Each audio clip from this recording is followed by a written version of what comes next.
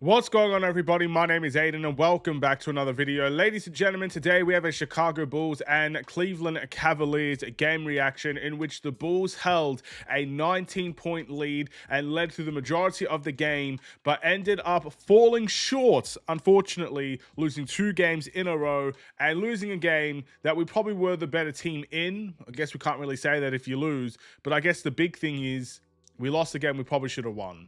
And with that being said, let's talk about what went wrong for the Chicago Bulls in this video. But before we get any further, if you liked the video and you want to see more from me, drop a like, drop a follow, and or subscribe if you are new. And let me know what you guys think about the Chicago Bulls, their game today, and your player of the game as we lose this one 128 to 122. Now, before I take a dive into what I think kind of went wrong for the Chicago Bulls, I want to make this very clear.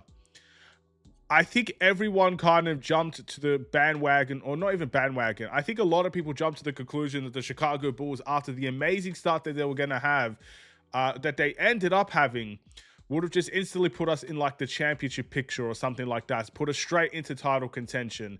You know, at least that's how I feel like a lot of people have reacted. And that's fine. You know, reactions are very short-minded, if you know what I mean. Anyone that said let's get that 7th championship, and whatnot, I understand all of that, but you know, it's very short-minded, very reactionary sort of stuff. And just like when we lose games like this where we lost a 19-point deficit, very reactionary, right? A lot of people are now turning into a very negative side of themselves, and they're putting a lot of negative connotations on the Chicago Bulls. All I really want to say is, of course, feel how you want to feel, say what you want to say. If you think the Bulls are going to be amazing, that's great. If you think the Bulls are going to suck, that's I mean, I don't think that's great, but ultimately it may happen.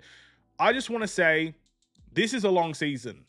And in this season, you're going to have the ups, you're going to have the downs. The Bulls finished 9th in the Eastern Conference last season, and technically 10th because they lost the play-in tournament game, right? I'm always have been in the mindset of we need to be better than last season. That's my goal. I know it would be lovely to finish in the top 4. It would be unbelievably great to finish in the top 5, top 6. It would be incredible just to make the playoffs without the fear of a play-in tournament rearing its ugly heads. I want to be better than last season. That is the goal. That's what my goal is for the Chicago Bulls, and that's what I hope their goal is as well. So if we end up having the most amazing season, I'm going to be on board. If we're going to end up having great games, competitive games like this, I'm going to be on board. But if we also fall short, we just need to realize we're probably not at the stage where we can consistently win these types of games day in and day out. We had a great start. We beat some great teams, and we almost had this game against Cleveland. And we should be very happy with, I guess, the fact that we are battling with these great teams in the East. But we're still not at that point where I can consistently say the Bulls are going to win this game, or the Bulls are favorites to win this game, and everything in between. There's still so much to learn. There's still so much to investigate. There's still so much that needs to happen. So I'm okay with a loss like this. I can accept it. I may not feel good about it, but I can accept that these losses are going to happen to a young team trying to aspire to be something greater. I just want people to know that just because I've been very positive about the Chicago Bulls, and I will continue to be positive about the Chicago Bulls, does not mean in any way, shape, or form I expect them to go ahead and be title contenders this year. You know, we need to find that balance, ladies and gentlemen, and naturally, how the season progresses is where we're going to find that balance. Do I think we're going to be a play-in tournament team? I think it's too early to tell. But do I also think we're going to be a top 4 team? I think that's too early to tell. So these games are going to determine a lot for us, ladies and gentlemen. Unfortunately, giving up a 19-point lead is pretty much unacceptable. I understand you come back a lot from games like this, but it's not the norm. When you have a 19-point lead in a game, more times than not, you are going to win that game. And look, we were on the other side of things. We beat Philadelphia from a 24-point deficit, and we ended up winning that game in a buzzer beater. So, you know, if I could celebrate that happening to us, I have to fully accept that the same thing can happen to us on the other end as well, if you know what I mean. So I'm not going to sit here and throw my toys out the pram. I'm not going to sit here and rage and complain and throw cuss words at these players and you know, just ultimately beat down on these players that probably feel a little bit beat up themselves. A second night of a back-to-back, I'm sure they're very physically exhausted, very tired. A lot of really bad highlight plays for guys like Josh Giddey as well, being on the end of highlight plays. This team has had enough for the last 2 days for me to just kind of go crazy at them. But I will say it is unacceptable. It is unacceptable how we allowed the Cleveland Cavaliers to come back. It's unacceptable how we stalled on offense when we had the lead. It felt like we put our foot off the gas pedal. It felt like we became stagnant. It didn't look like the same Chicago Bulls team offensively that we've come to know. And defensively, I'm going to say this. We may be intense, we may be physical, but we have not been great on the defensive end these last few games. Even in the wins, we haven't been amazing. The best probably stretch was that Philadelphia game. Those last 6 minutes of the game just really was a sensational watch, right? But altogether, since then, and even a little bit before then, defensively, we have given up a lot. And we really need to clean up that end, because what happened at the start of the season was that we put our hat defensively in, we put all of our eggs in our basket defensively. We gave everything on the end of that floor, on the floor, and offensively, we are always going to be talented enough to stay in games. Even in this game, we scored 122 points. That is a great scoreline to reach, ladies and gentlemen, with multiple people to double figures, a lot of players stepping up to the plate, Jalen Smith with an unbelievable game. There's just so many things that went our way offensively, but it's not going to matter if you're giving up just as much, if not more, on the other end. So that's where we need to clean things up, ladies and gentlemen. That's when we need to show a little bit of that experience, or try to learn and gain some of that knowledge about how to manage the game defensively. I also need to really discuss something that I felt like we went away from as well, and this is more on the coaching staff than anything. Let's start with an example. I think an example is the best way to start this situation. I remember a game where Ayo closed out the game in the fourth quarter because of just how good he was for the Chicago Bulls during that time. And I think Ayo has been around the league long enough to deserve to close games when he is as hot as he is. But the fact of the matter is, Billy Donovan and the coaching staff, and even Josh Giddey, sort of gave the hint and the idea that Ayo should be the one closing out the game. And we won that game because of Ayo Dosunmu. I can't remember the exact opponent, but you guys can let me know. But we saw that, and Ayo finished out the game. I think he had over 20 points, and he was just super efficient, ridiculously efficient. He helped us win that game. In my opinion, he's probably the best player in that game at that time. Right? But Billy Donovan allowed that to happen. We just saw Nikola Vucevic score 9 points, 4 rebounds, 5 rebounds, 4 assists, and just struggle with his shot. And sure, you keep Nikola Vucevic in the game because he could do more than just score the ball. He is a facilitator. He can grab a rebound and everything in between.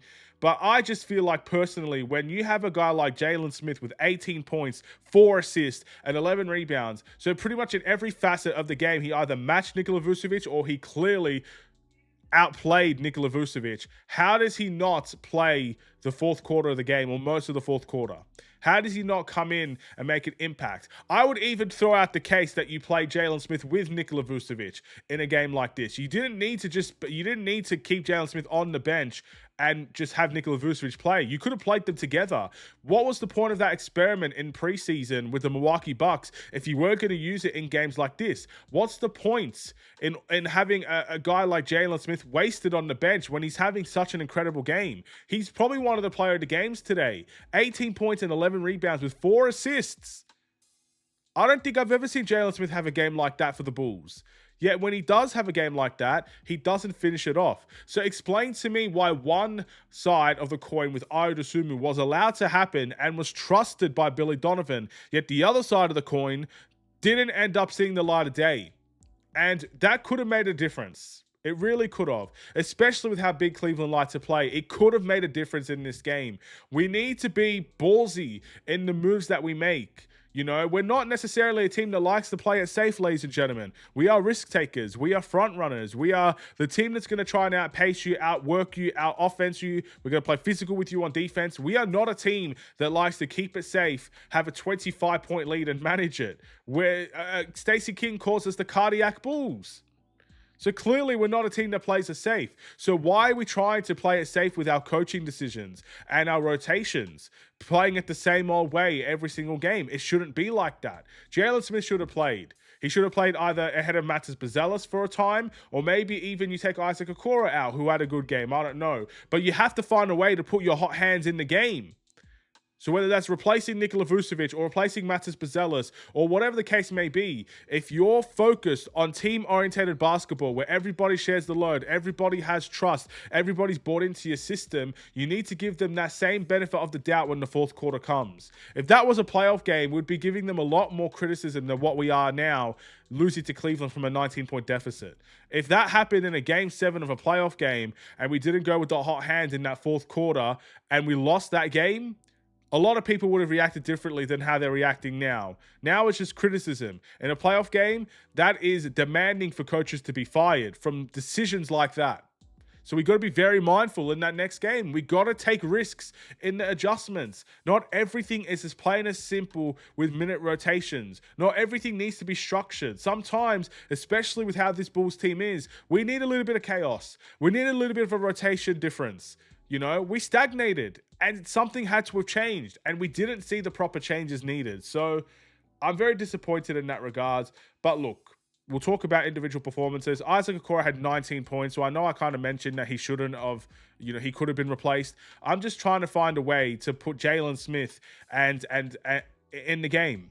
And that could have been, in my opinion, it should have been Matas Bazelis or Vucevic that took the seat today. Matas Bazelis is young enough to overcome it. Nikola Vucevic is a pro's pro. He'll get over it. Jalen Smith should have been in the game at some point in the final minutes. And it's just disgusting that he wasn't.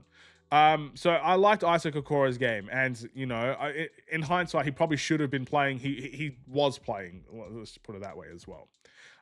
Josh Giddey, 15 points, 6 assists, 9 rebounds. Other than the terrible highlight play that kind of went against him, I didn't think he would play too bad today. So we could just leave that alone. It's going to be one of those highlight plays that are going to be on ESPN for probably pretty much the whole year. It was a bad one, man. He literally got injured. He hobbled off afterwards. Hopefully everything's okay there. But as a Bulls fan, we have to support Josh Giddey through that moment. It happens. Everybody gets ankle broken at some point. Everybody gets dunked on at some point. Highlight plays are going to happen when you're putting your all in the defensive end. Sometimes you get caught out, and that's what happened with Josh Giddey.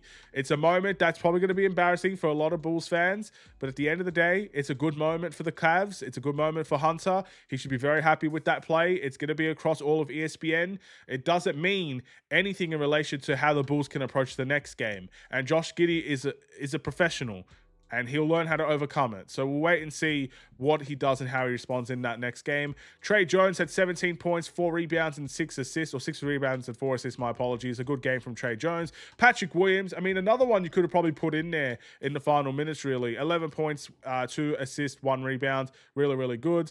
Io, 14 points, 1 assist, 3 rebounds. Again, Io showing what he could do. Kevin Huerter with another great game. 50 points, 3 assists, and 3 rebounds. But my player of the game is Jalen Smith. He had 18 points, 4 assists, and 11 rebounds in 19 minutes of action. If that's not player of the game worthy, there's not many things you could say that are. So he is my player of the game, and I just feel disappointed that that's how it kind of ended for him. Nonetheless, you got to give respect to Cleveland. They're a great team. We know that. They're one of the best in the East. We know that. And it's clear when you face them that no lead is safe.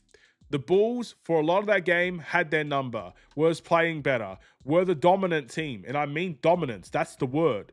But when Cleveland is around, if you keep them knocking on the door, eventually they're going to kick it in. And that's exactly what happened with the Bulls. We allowed them to knock constantly. We never sent them away. We never told them to piss off. And they just kept coming. They kept knocking. And eventually that door got battered in. And Cleveland waltzed in and ended up taking the victory away from the Chicago Bulls. It is what it is. We put up a fight. It was a competitive game. We lost the battle. We haven't lost the war yet. I almost said we lost the war. We haven't lost the war yet. We'll see what happens in that next game against Cleveland. But it's just something you need to learn. I mentioned it with the Bucks. There's always something you can learn. With this game, you need to learn how to manage the game. You need to learn how to play all 4 quarters. When you score 40 points in the second quarter, you shouldn't allow Cleveland to score 40 points in the third. You know what I mean? Do you understand where I'm coming from? And in the fourth quarter, you got to be able to handle it and deal it out. That's what you got to do.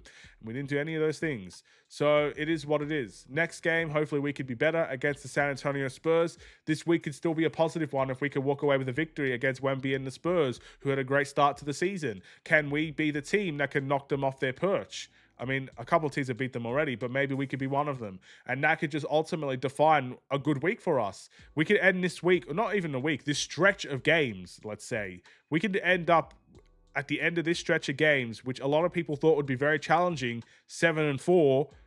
And throughout that stretch, going 2 wins and 2 losses, I think a lot of people would be satisfied with that. I would be too. So the Spurs game means a lot. We'll wait and see if we can get it done. Thank you for watching. See you in the next one. Stay safe, stay healthy, and stay tuned for more. Take care, and peace.